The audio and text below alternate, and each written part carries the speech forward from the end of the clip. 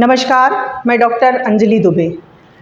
जैसा कि हम सभी को विदित है कि आज़ादी का अमृत महोत्सव चल रहा है और आज़ादी के अमृत महोत्सव में हम भारतीय स्वतंत्रता संग्राम की बात करते हैं। भारतीय स्वतंत्रता संग्राम का एक प्रमुख टॉपिक है झंडा सत्याग्रह, जिसके बारे में आज हम चर्चा करेंगे।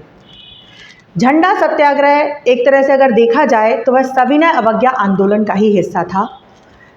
वर्ष 1923 में मध्य प्रदेश के नागपुर और जबलपुर में बाबू कंछेदी लाल जैन के नेतृत्व में यह सत्याग्रह चलाया गया। बाद में यह सत्याग्रह पूरे भारत में फैला और भारतीयों के अंदर सर्वप्रथम राष्ट्रवादी भावना पैदा हुई। झंडे की अगर हम रूपरेखा की बात करें तो इसे गांधी जी ने तैयार किया था। किसी भी देश या समाज के लिए उसका झंडा गौरव का प्रतीक होता है। 1921 में गांधी जी द्वारा ही झंडे की रूपरेखा को प्रस्तावित किया गया था। उस समय का जो तत्कालीन झंडा हम देखते हैं तो उसमें सफ़ेद, हरा और लाल ये 3 रंग पाए जाते थे और इस झंडे का डिज़ाइन पिंगली वेंकैया के द्वारा किया गया था। झंडा सत्याग्रह की शुरुआत जबलपुर से हुई थी। 5 फरवरी 1922 को जब चौरा चौरी हत्याकांड हुआ और उसके बाद गांधी जी ने असहयोग आंदोलन को वापस करने का निर्णय लिया, असहयोग आंदोलन को बंद कर दिया। उसी समय उनको 6 वर्ष की जेल भी हो गई थी, 6 वर्ष के कारावास की सज़ा भी मिली थी। जिसके बाद कांग्रेस ने एक कमेटी बनाई थी और उस कमेटी का नाम था हकीम अजमल खां कमेटी।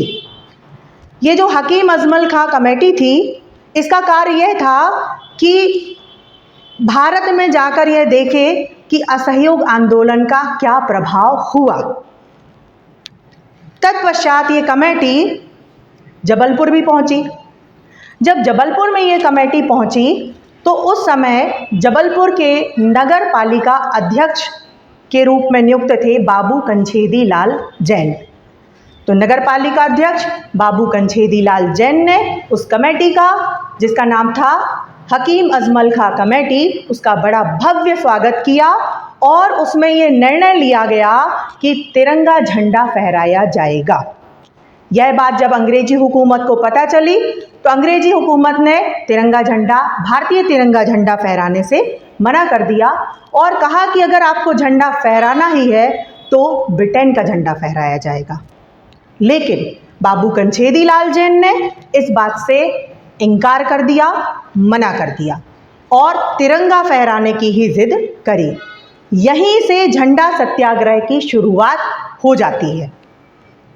इसके बाद सत्याग्रह का सिलसिला आगे बढ़ा, जुलूस निकाले गए, भूख हड़ताल शुरू हो गई। अंग्रेज सरकार के तिरंगा झंडा फहराने से मना करने के बाद मध्य प्रदेश कांग्रेस के एक सदस्य थे जिनका नाम था सुंदरलाल शर्मा। तो सुंदरलाल शर्मा जो है वो भूख हड़ताल पर बैठ गए।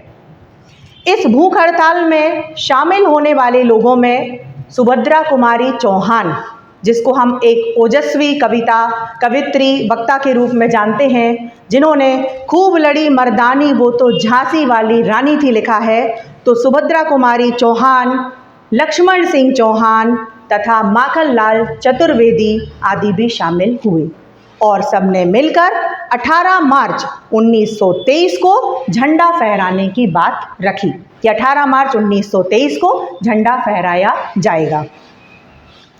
इसके बाद सुंदरलाल शर्मा चूँकि भूख हड़ताल पर बैठ चुके थे, उनकी भूख हड़ताल तोड़वाने के लिए जुलूस निकाला गया। तभी दमोह का एक युवक सामने आता है जिसका नाम है प्रेमचंद जैन। और प्रेमचंद जैन नाम के व्यक्ति ने टाउन हॉल पर चढ़कर तिरंगा झंडा फहरा दिया। भारतीय तिरंगा झंडा जब जबलपुर में टाउन हॉल में फहराया गया तो ब्रिटिश प्रतिक्रिया होना स्वाभाविक है। ब्रिटिश प्रतिक्रिया शुरू हुई। उन्होंने कंछेदी लाल जैन सुंदरलाल शर्मा और सभी ग्रामीण लोगों को जेल में डालना शुरू कर दिया। और इतना ही नहीं, हमारे भारतीय झंडे को उतारा गया, उसको लातों से कुचला गया और उसका अपमान किया गया। भारत के झंडे का अपमान देखकर देश के लोगों में राष्ट्रीयता की भावना उत्पन्न हुई। सभी लोग अपने अपने स्तर पे झंडा रोहण करने का कार्य करने लगे। जबलपुर में भारतीय झंडे का अपमान होने के बाद 13 अप्रैल 1923 को नागपुर में भी झंडा सत्याग्रह की पहली ईंट रखी गई। इसके पश्चात झंडा सत्याग्रह जगह जगह चला। 31 मार्च 1923 को बिलासपुर के टाउन हॉल में भी तिरंगा फहराया गया। महिलाओं ने भी अपनी भूमिका झंडा सत्याग्रह के दौरान निभाई। महिलाओं ने स्वतंत्रता संघर्ष में प्रथम बार मोर्चा संभाला। इसमें सबसे पहले नाम आता है सुभद्रा कुमारी चौहान का। सुभद्रा कुमारी चौहान उन महिलाओं में एक प्रमुख नाम है। उन्हें बंदी बनाए जाने पर राजगोपालाचारी जी ने लिखा भी है कि मुझे विश्वास है कि आप अनुभव करेंगे कि आज हमारी बहन बंदी बना ली गई है। इसने अपने आप को अपरिचितों और पुलिस की अभिरक्षा में लिया जाना स्वीकार कर लिया, जिसे कोई हिंदू महिला स्थिर चित्त से सोच तक नहीं सकती। सुभद्रा देवी का यह वीरतापूर्वक कार्य भारत के प्रत्येक घर में सुना और सराहा जाएगा। एक और महिला थी जिसके 3 पुत्र पहले से जेल में जा चुके थे और उसके बाद भी वह अपनी 12 वर्षीय पुत्री को साथ में लेकर के सत्याग्रह में शामिल होने के लिए आई थी। कस्तूरबा गांधी ने स्वयं नागपुर में आई और उन्होंने वल्लभ भाई पटेल से आग्रह किया कि स्त्रियों को भी इसमें सम्मिलित किया जाए। लेकिन वल्लभ भाई पटेल, जिनको हम लौह पुरुष के नाम से जानते हैं, वो पुलिस की कार्यवाही और उनकी कार्यप्रणाली से परिचित थे। उन्होंने ये निर्णय किया कि भारत की स्त्रियों के लिए अभी समय नहीं आया है कि वे ऐसा संकट मोल लें, लेकिन उसके बाद भी स्त्रियों ने अपना अथक प्रयास किया इस सत्याग्रह को आगे बढ़ाने में। झंडा सत्याग्रह में समाचार पत्रों की भी अपनी एक भूमिका रही है। झंडा सत्याग्रह के घटनाक्रम पर विशेष प्रकाश डालने के साथ साथ झंडा सत्याग्रह हेतु लोगों को बहुविध प्रेरित करने में महत्वपूर्ण भूमिका सागर से निकलने वाले समाचार पत्र प्रकाश ने निभाई थी। इसके प्रकाशन का आरंभ 11 जून 1923 को हुआ था। इसके संपादक थे मास्टर बलदेव प्रसाद। इसके प्रकाशक थे प्रेम नारायण शर्मा। इसे बुंदेलखंड एवं मध्य प्रदेश के प्रथम दैनिक समाचार पत्र के रूप में ख्याति भी प्राप्त है। इसके अलावा केसरी, हितवाद एवं स्वराज्य आदि समाचार पत्रों ने भी अपनी प्रमुख भूमिका निभाई।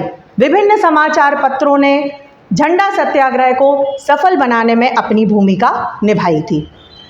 तो इस तरह से हम यह देख सकते हैं कि झंडा सत्याग्रह जो मध्य प्रदेश में जबलपुर से शुरू हुआ था, नागपुर में हुआ, बिलासपुर में हुआ और इसमें महिलाओं ने भी अपना योगदान दिया, समस्त लोगों ने अपना योगदान दिया और धीरे धीरे कर यह संपूर्ण भारत में फैल गया। मैं उम्मीद करती हूँ कि मेरे इस वीडियो से आप झंडा सत्याग्रह को समझ गए होंगे। आज का वीडियो जिन संदर्भ ग्रंथों पर आधारित है वे आपके स्क्रीन पर हैं। यदि आपको ये वीडियो अच्छा लगा और भविष्य में आप भारतीय एवं विश्व इतिहास को क्रमबद्ध रूप से जानना चाहते हैं तो आप इस चैनल को लाइक करें एवं सब्सक्राइब का बटन दबाएं। आपके सुझाव सदैव आमंत्रित हैं। साथियों, इस चैनल का उद्देश्य किसी भी रूप में व्यवसाय बिल्कुल भी नहीं है। इस चैनल के द्वारा संपूर्ण इतिहास का ज्ञान पूर्णतया निःशुल्क प्रस्तुत किया जाएगा। धन्यवाद।